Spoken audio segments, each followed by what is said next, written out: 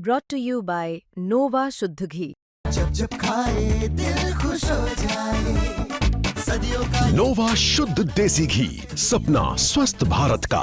I love घी। मुझे छत से मारने के इंटेंशन से मेरे पति ने फेंक दिया था नीचे, तो मैं गैलरी में बच गई थी और बेटी नहीं मिल रही है। मेरी बेटी से भी अब मिलने नहीं दिया जा रहा है।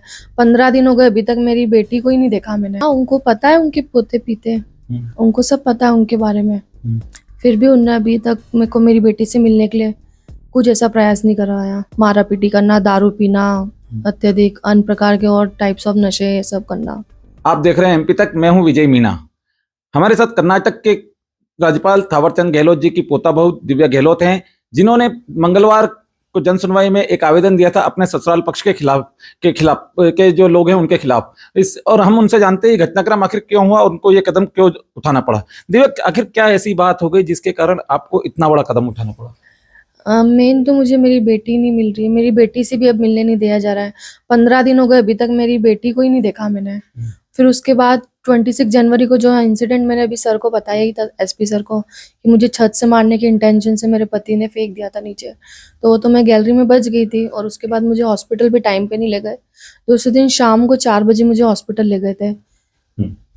अच्छा, ये बताएं कि आपने ये सब जो हुआ, आपके पति ये करते थे, तो आपके सास जो ससुर हैं पूर्व विधायक आलोट के जो हैं जितेंद्र गहलोत हैं, आपके सास है या दादा ससुर को कभी ये चीजें बताई कि पोता ऐसा कर रहा है, मेरा पति ऐसा कर रहा है? हाँ, उनको पता है उनके पोते पीते, उनको सब पता है उनके बारे में, फिर भी उन्होंने अभी तक मेरे को मेरी बेटी से मिलने के लिए कुछ ऐसा प्रयास नहीं कराया। ये सब घटनाक्रम कब से चल रहा था? शादी के कितने दिन बाद से शुरू हुआ था? 2018 में मेरी शादी हुई थी, 29 अप्रैल ये मुख्यमंत्री योजना में शादी हुई थी। उसके बाद से थोड़े टाइम बाद ये सब चलने लग गया था। मारा पीटी करना, दारू पीना, अत्यधिक अन्य प्रकार के और टाइप्स ऑफ नशे, ये सब करना। अच्छा, आपसे कोई दहेज के लिए कोई पैसे वैसे भी मांगे? हाँ, ये सब भी होता था बीच बीच में। मेरे को बार बार प्रेशर करते थे कि पैसे दो, ये करो। अभी भी 50 लाख की मांग करते थे और अभी भी इलाज के जो पैसे वो भी हमसे बार बार मांगते कि 14 लाख रुपए दो, 50 लाख रुपए दो, ये सब। अच्छा, ये बताएं कि जब ये सब कुछ हुआ तो आप लोगों के सामाजिक स्तर पर भी कोई बातचीत हुई होगी कि भाई ऐसा नहीं करना है, परेशान नहीं करना है, या इस तरह की? बीच में 3 बार समझौता भी हुआ था कि समझा के मुझे ले जाते थे। मैंने अपनी पढ़ाई भी वापस भी कंटिन्यू कर ली थी 2019 में, यहीं से कंटिन्यू भी करी थी पढ़ाई भी, और समझौता भी होता था। फिर वापस वही हरकतें 2 दिन बाद। समझौता कौन लोग कराते थे?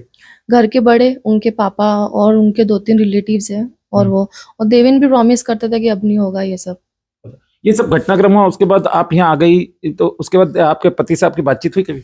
हाँ, एक्सीडेंट के बाद मेरे से सब बात करते थे। उसके बाद अचानक से फिर उन्होंने बात, अभी नन्ना से मिलने गई तो मुझे नन्ना से मिलने नहीं दिया। क्या बोले?